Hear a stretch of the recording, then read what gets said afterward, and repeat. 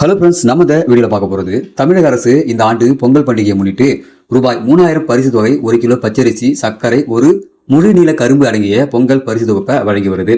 தமிழ்நாட்டில் உள்ள 34,000 ரேஷன் கடைகள் மூலம் 2.2 கோடி குடும்ப அட்டைதாரர்களுக்கு இது வழங்கப்பட்டு வருது. இதுவரை பொங்கல் பரிசு வாங்காதவர்கள் வரும் 20ஆம் தேதி ரேஷன் கடைகளில் பரிசு தொகை மற்றும் தொகுப்பை பெற்றுக்கொள்ளலாம் என தகவல் வெளியாகியுள்ளது. அனைவருக்கும் பரிசு சென்றடையவே இந்த ஏற்பாடு செய்யப்பட்டுள்ளதாக தமிழக அரசு கூறப்பட்டுள்ளது. இந்த ஒரு அறிவிப்பானது இதுவரைக்கும் யாரெல்லாம் பொங்கல் பரிசு வாங்காம இருக்கிறீங்களோ அவங்களுக்கு இந்த வாய்ப்பு வழங்கப்படுது.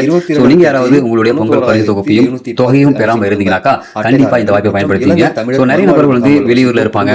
அவங்க வேலை செஞ்சுட்டு இந்த பொருட்களை வாங்க முடியாம போயிருக்கலாம்.